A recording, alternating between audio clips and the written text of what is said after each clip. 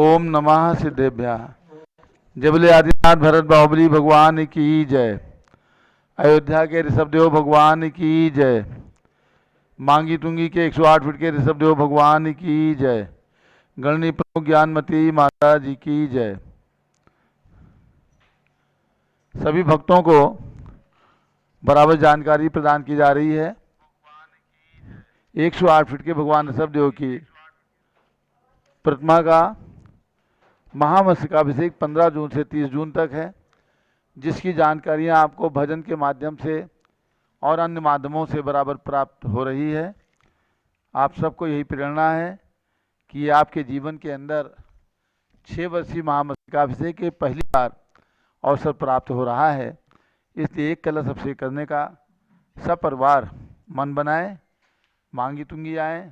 मांगी तुंगी आने के लिए रेल से आने वालों को मनमाड़ रेलवे स्टेशन अथवा सूरत रेलवे स्टेशन या नासिक रोड रेलवे स्टेशन आकर के और मांगी तुंगी पहुंचना है।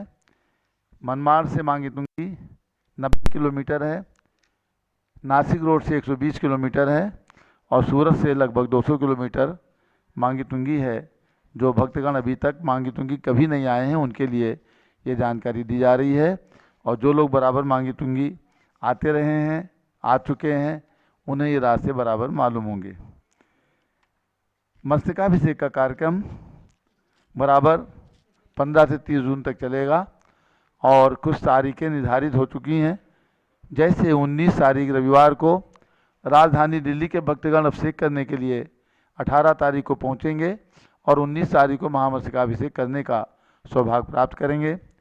इंदौर से श्रीमती पुष्पा कासलीवाल और उनके पुत्र गण कासलीवाल परिवार की ओर से प्रथम कलश करने का 18 तारीख का सौभाग्य प्राप्त करेंगे। यानी इंदौर वासी 18 तारीख को 4 बार वो अभिषेक करने के लिए आएंगे।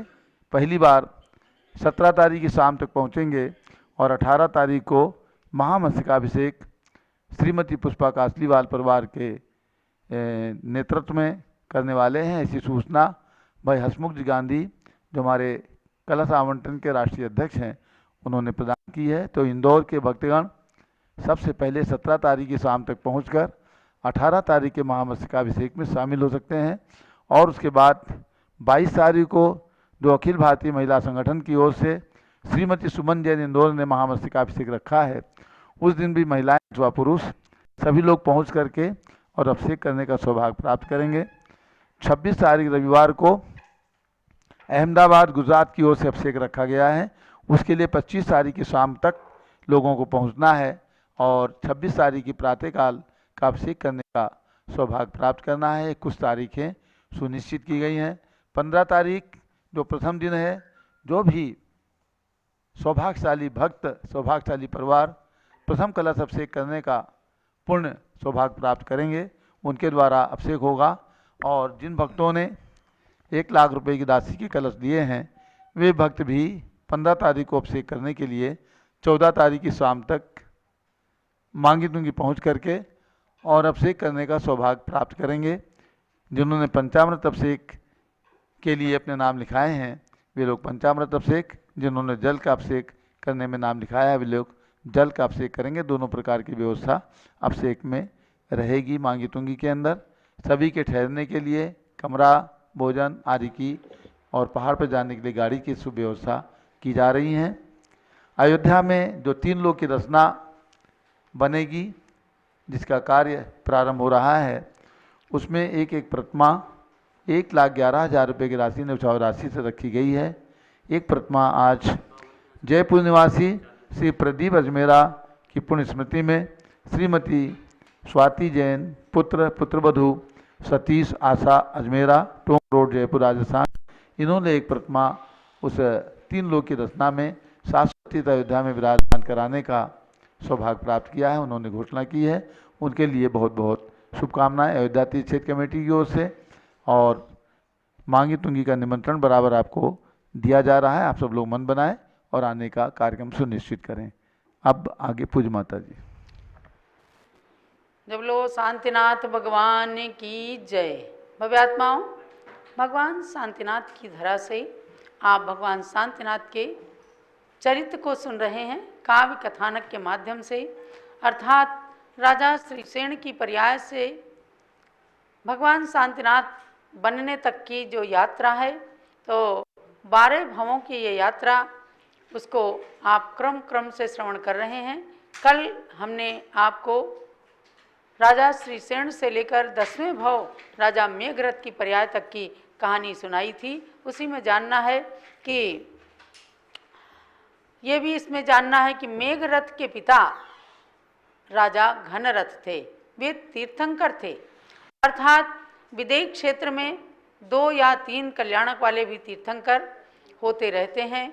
उन्हीं में से राजा घनरथ रहे होंगे, क्योंकि जन्म से तो वो मतिश्रुत अवधिक ज्ञान के धारी नहीं थे, इसीलिए उन्होंने अपने पुत्र मेघरथ से, जिनको अवधिक ज्ञान था, उनसे उन दोनों मुर्गों के बारे में पूछा था।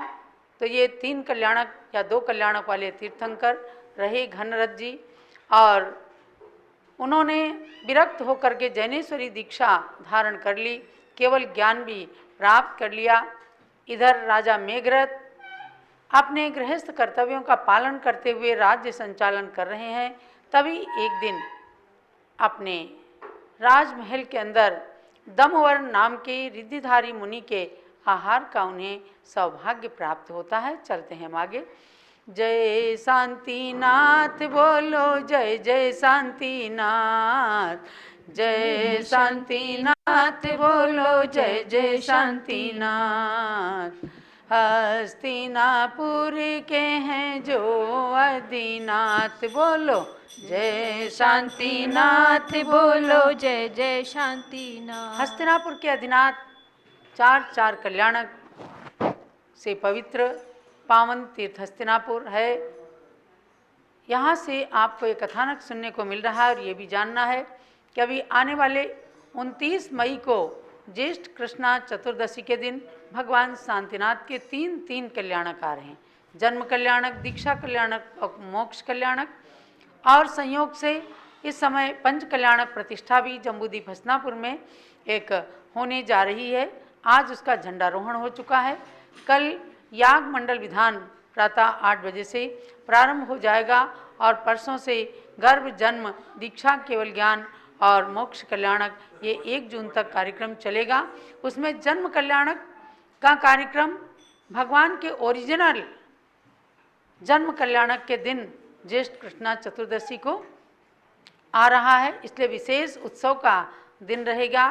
तो आप सब वहीं से कथानक सुन रहे हैं, और हस्तिनापुर की पावन धरा पर इस 5 कल्याणक के मध्य में मुनि श्री अनुसरण सागर महाराज जी भी अपने संघ के साथ पधारे हैं। तो अनुसरण सागर महाराज जी और पूज्य गणनी ज्ञानमती माता जी दोनों संघों का पावन सानिध्य इस 5 कल्याणक को प्राप्त होगा। तो उसी में आप भगवान शांतिनाथ के 10वें भव पूर्व का राजा मेघरथ का कथानक श्रवण कर रहे हैं। चलो अब आगे चलते हैं, चलो अब आगे चलते हैं, मुनिवर का आहार देखने नृप के घर चलते हैं।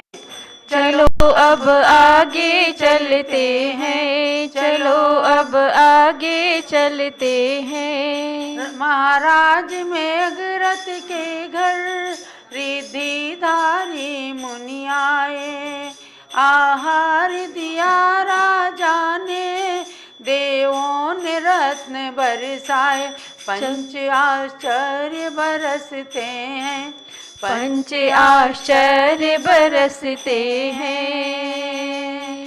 दाता पात्र विधि द्रव्य सभी सर्वोत्तम मिलते हैं। चलो अब आगे चलते हैं, चलो अब आगे चलते हैं। महापूजा कभी भी करते, कभी प्रतिमा योग धरते थे, तब इंद्र मेघरथ नृप के पद में वंदन करते थे। मेघरथ मुनि अब बनते हैं, मेघरथ मुनि अब बनते हैं। तीर्थंकर घन रथ के समव शरण में रहते हैं। चलो चलो अब आगे चलते हैं, चलो अब आगे चलते हैं। संग में दृढ़ रथ हजारों राजाओं ने दीक्षा ली। तीर्थंकर प्रकृति बांध कर 16 भावनाएं भाली। मेघरथ ज्ञानी बनते हैं, मेघरथ ज्ञानी बनते हैं। 11 अंग का ज्ञान प्राप्त कर निज में रमते हैं। चलो अब आगे चलते हैं, चलो अब आगे चलते हैं। मानव से महामानव बनने की ये मंगल यात्रा राजा मेघरथ के पर्याय की है। अर्थात तीर्थंकर घनरथ जो मेघरथ के पिता थे, उनके समो शरण में जाकर मेघरथ ने वैराग्य भाव से दीक्षा धारण कर ली। यानी कि कभी मुनियों को आहार देते, कभी प्रतिमा योग धारण करके ध्यान करते, कभी महापूजा करते भगवंतों की, और समो शरण में अपने पिता के समो शरण में जाकर खूब भक्ति करते थे। तभी एक दिन उनको वैराग्य होता है और वे मुनि दीक्षा धारण करके 11 अंग तक का ज्ञान प्राप्त करके अपनी आत्मा में रमण करते हैं। और वहीं भगवान के समो शरण में 16 कारण भावनाएं भाकर वे तीर्थंकर प्रकृति का बंध कर लेते हैं। 16वें तीर्थंकर बनने वाले हैं, तो उन्होंने तीर्थंकर प्रकृति का बंध कहाँ किया? राजा मेघरथ की पर्याय में अपने पिता तीर्थंकर घनरथ के समो शरण में गंधकुटी में बैठकर और उन्होंने तीर्थंकर प्रकृति का बंध कर लिया। तो राजा मेघरथ ने दीक्षा लेकर के अपने भाव को सुधारा। महामुनिराज मेघरथ स्वामी अपने भाई दृढ़रथ मुनिराज के साथ नभस तिलक पर्वत पर जाकर 1 महीने का प्रायोपगमन संन्यास धारण करके शरीर छोड़ करके सर्वार्थ सिद्धि विमान में जाकर अहमिंद्र हो जाते हैं। जानते हैं सर्वार्थ सिद्धि क्या है? सबसे ऊंचे ऊर्ध्वलोक में जो 5 अनुत्तर हैं, 5 अनुत्तर विमानों में बीच का सर्वार्थ सिद्धि विमान है, जहाँ जन्म लेने वाले इंद्र देवता अहमिंद्र कहलाते हैं, जो 33 सागर तक सुख का उपभोग करते हैं। पुनः उनका जब जन्म होता है तो एक भवावतारी यानी सर्वार्थ सिद्धि के अहमिंद्र क्या है? एक भवावतारी होते हैं। बस एक ही भव मनुष्य का लेकर के और मोक्ष प्राप्त कर लेते हैं। तो दिव्य सुखों का उपभोग करने के पश्चात वे शांतिनाथ तीर्थंकर बनने के लिए आतुर हैं। अर्थात अब हस्तिनापुर में उनका जन्म होने वाला है। तो उनके 11वें भाव को आपको जानना है कि सर्वार्थ सिद्धि में अहमिंद्र हुए और 33 सागर की आयु बिता करके हस्तिनापुर के राजा विश्वसेन उनकी महारानी ऐरा देवी के गर्भ में आने का समय होता है। जय शांतिनाथ बोलो, जय जय शांतिनाथ, जय शांतिनाथ बोलो, जय जय शांतिनाथ। हस्तिनापुर के हैं जो अधिनाथ, हस्तिनापुर के हैं जो अधिनाथ बोलो, जय शांतिनाथ बोलो, जय जय शांतिनाथ। 33 सागर आयु बिताकर सुख के दिवस सुख में हिलाकर 1 मास का संन्यास लेकर फिर अहमेंद्र के पद से चय कर मध्य लोक में आए नाथ। जय शांतिनाथ बोलो, जय जय शांतिनाथ, जय शांतिनाथ बोलो, जय जय शांतिनाथ। ऊर्ध्वलोक का जीव मध्य लोक में आ गया, क्योंकि ऊर्ध्वलोक से देव की पर्याय से कभी किसी को मोक्ष प्राप्त नहीं होता। मध्यलोक में आकर ही ऊर्ध्वलोक में और ऊर्ध्वलोक के ऊपर भी सिद्ध शिला पर जाकर विराजमान होते हैं। ऐसे ही भगवान शांतिनाथ की पर्याय में अब आप आ चुके हैं, अर्थात उनका 12वां भाव प्रारंभ हो गया है। सुनते रहिएगा ये पवित्र पावन कथानक। जब बोलो शांतिनाथ भगवान की जय।